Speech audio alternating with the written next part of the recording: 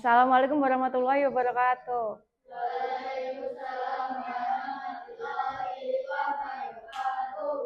Sebelum pelajaran kita mulai, ketua kelas mimpin doa dulu.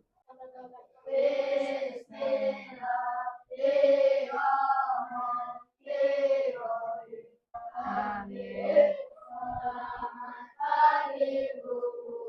Oke, selamat pagi anak-anak semua. Gimana kabar kalian? Ada yang nggak masuk hari ini? Siapa? Tegar. Karena di sini ada peta, kita nyanyi dari Sabang sampai Merauke.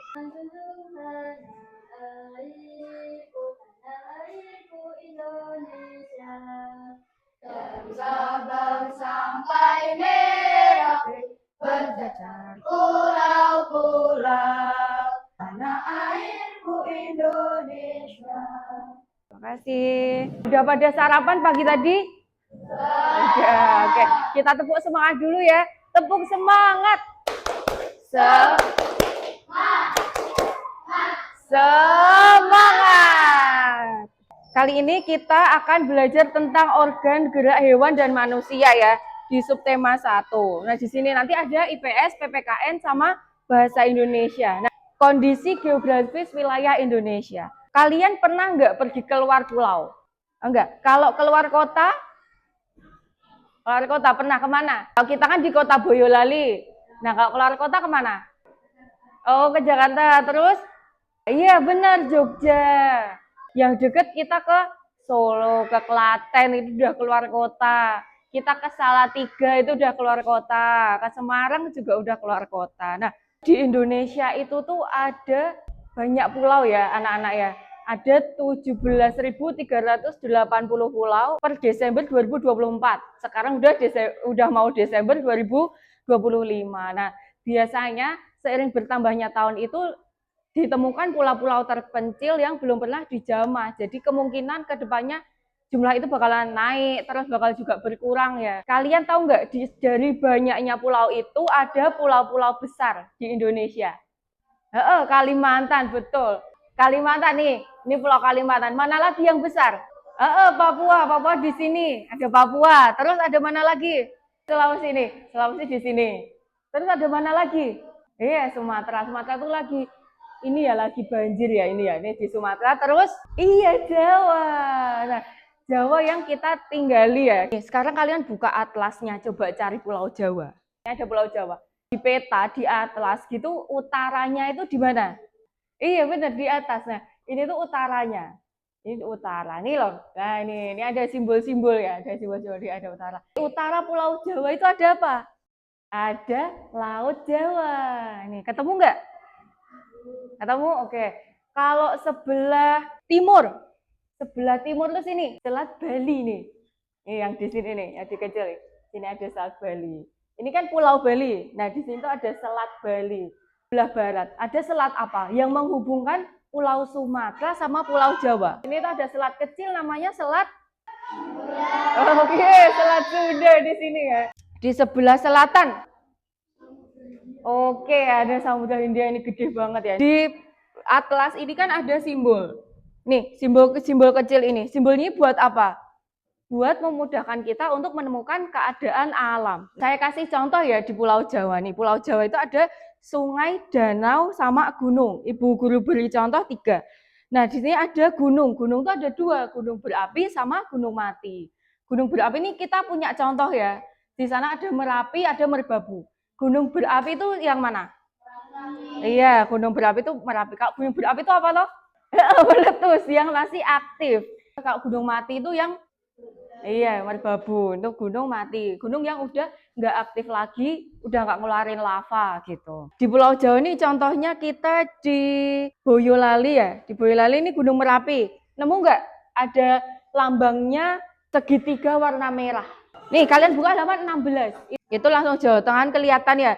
Ketemu nggak Boyolalinya? Ada? Ada, oke. Nah, di sini ada Gunung Merbabu. Ada segitiga warna hitam. Lihat nggak? Ketemu nggak? Di sini ada lambang-lambang. Ada lambang lingkaran. Ada lambang, nih lingkaran itu kabupaten atau kota madya. Terus ada juga gambar segitiga merah. Itu tadi gunung apa? Gunung aktif.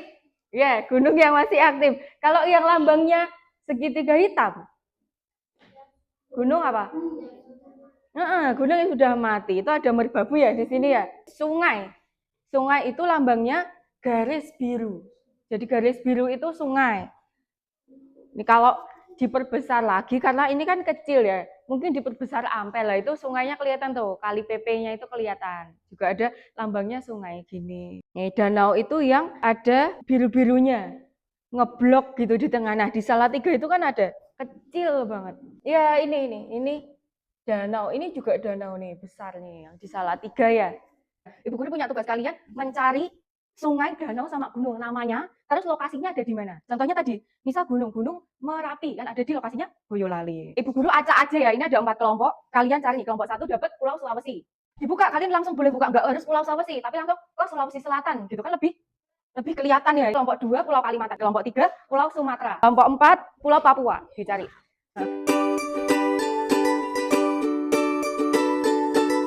Sekarang dilihat, nah di dalam peta ini atau di dalam atlas yang kalian bawa itu, jadi semakin biru lautnya menunjukkan lautnya semakin dalam, betul. Semakin merah warnanya, berarti daratannya semakin tinggi. Kelompok 1 maju 2 orang, yang satu nanti bacain, yang satu nunjukin di mana danau. Kelompok 1 dapat pulau mana? Sulawesi. Yuk, coba buka yuk Sulawesi. Coba buka halaman 21 ya. Ada sungai apa? Lindu. Sungai Lindu itu ada di mana? Tenggara. Coba tunjukin di mana? Ada di mana Sungai Lindunya? Nah, ada di bawah tuh Sungai Lindu. Udah lihat? Udah. Terus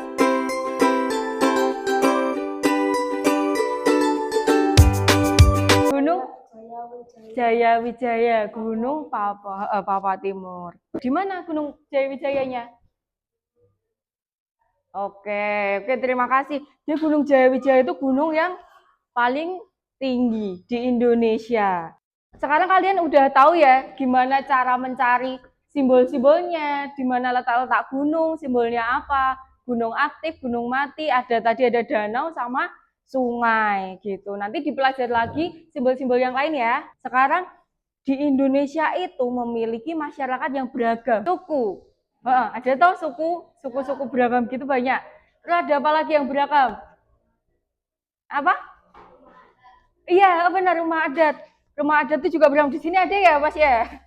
Ada, di sini ada rumah adat. Terus ada apa lagi yang beragam? Pakaian adat. Kalau ada musola, ada masjid, ada gereja, gitu yang beragam apanya? Agama, betul. Agamanya beragam. Dengan keberagaman tersebut tidak menjadi penghalang ya untuk kita semua. Kayak misal di kelas ini kan ada beragam juga, ada cewek, ada cowok gitu. Semuanya teman. Beberapa perilaku yang bisa kita terapkan di kehidupan kita sehari-hari. Toleransi dalam perbedaan. Contohnya menghargai pendapat teman. Ada simpati dan empati. Misal ada teman yang sakit nih 3 hari gitu ya. Terus kita ngapain? Iya, menjenguk. Ada simpati dan empati. Terus cinta damai. Cinta damai itu contohnya cinta lingkungan. Itu masuk ke keempat, cinta tanah air nanti. Gak apa-apa. Cinta damai itu kita nggak boleh bertengkar. Biasanya siapa yang punya kakak sama adik tapi masih sering berantem? Wah, kau semua. Tapi tetap sayang ya sama kakak adiknya. Nah, itu cinta damai. Itu kalau ada masalah gitu diselesaikan bareng. Itu kalau cinta tanah air tadi contohnya apa? Cinta lingkungan, cinta tanah air. Tiap Senin kita upacara, itu juga, ya betul. Itu juga masuk ke cinta tanah air. Kalau demokratis apa? Tidak membedakan dalam pergaulan. Kalian berteman dengan siapa aja. Yang keenam itu kerjasama. Kalau contoh sehari-hari apa? Kerjasama. Iya betul, piket. Kalau ujian kerjasama enggak? Iya, boleh tapi boleh nggak kerjasama? Enggak boleh ya. Menghias kelas itu juga kerjasama juga. Contoh di atas ini sebaiknya kita terapkan di kehidupan sehari-hari. Semuanya tuh dimulai dari hal kecil, hal seperti contoh tadi itu bisa kita terapkan di kehidupan sehari-hari. Di lingkungan kita, itu kan ada juga musyawarah, ada juga gotong royong. Contoh musyawarah di lingkungan sekitar kita. PKK, terus kumpulan apa lagi? Karang Taruna. Apalagi? Iya, kumpulan bapak-bapak ya. Kumpulan bapak-bapak. Gotong royong di masyarakat itu contohnya apa? Menyiapkan. Iya benar, menyiapkan tempat buat lomba itu. Terus masang apa? Masang bendera, betul, masang bendera. Terus biasanya juga ada ngecat gapura itu ya, biasanya ya, bapak-bapak Karang Taruna gitu. Itu juga termasuk gotong royong. Ibu guru punya tugas di rumah ya. Oke, tugas kalian mengamati ada kegiatan kemasyarakatan yang ada di lingkungan kalian. Kegiatan kemasyarakatan kayak kegiatan musyawarah, kegiatan gotong royong ya. Kalian amati, terus kalian buat cerita dalam bentuk karangan. Paham nggak? Dikumpulin minggu depan, siap? Oke. Ibu guru tuh juga punya ini bacaan nih, gotong royong. Ibu guru bagiin dulu. Tugas kalian apa? Tugas kalian mencari ide pokok. Tahu nggak ide pokok itu apa? Oke, ide pokok tapi tiap paragraf ya. Ya, tiap paragraf. Ide pokok itu berarti kayak kalimat utama. Nah, letaknya di mana? Di awal. Terus ada juga yang di akhir. Yang ketiga, awal dan akhir. Jadi di tengah itu kan deskripsinya. Enggak, Ibu guru tunjuk aja. Oke. Biar semuanya deg-degan. Oke. Ini tadi ini muridnya ada 13. Berarti absen tetap 14 ya. Ini bulan November. Absen 11. Oke. Masih ada 2 lagi. Yuk deg-degan. Maju sini dibacain ya yang keras ya. Paragraf pertama, ide pokoknya ada di mana? Di akhir. Yuk dibaca yuk. Iya, yang akhir gotong royong mencerminkan kebersamaan yang tumbuh dalam masyarakat. Betul semuanya? Oke, betul. Terima kasih. Oke, ini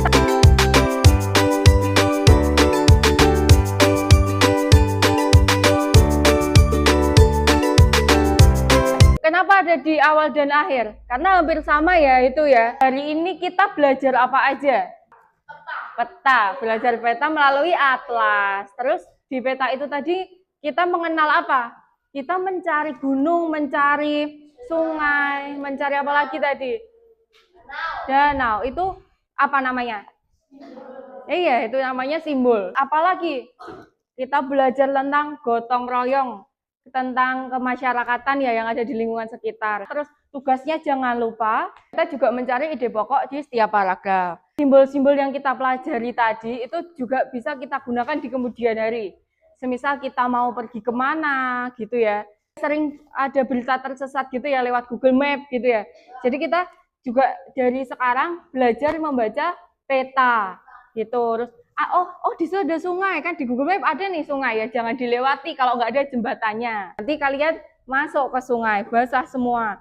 Terus gotong royong dan musyawarah dalam masyarakat. Nah itu bisa kita mulai juga dari hal-hal kecil. Anak-anak jangan menyepelekan hal-hal kecil ya yang kita lakuin. Hal baik yang kita lakuin itu nanti bakal kita tuai ke depannya. Kita juga belajar ide pokok di dalam cerita. Ide pokok itu apa? Gagasan utama. Iya, gagasan pokok itu. Kegiatan mana yang paling kalian sukai? Baca peta. Tapi udah tahu ya gimana caranya. Sekarang udah semua, Ibu guru punya tugas lagi. Ini dikerjakan. Oke, udah paham semuanya? Oke, Ibu guru tunggu ya. Oke, karena udah selesai semuanya dikumpulin ya. Ya, duduk dulu. Kita akhiri kegiatan hari ini dengan berdoa.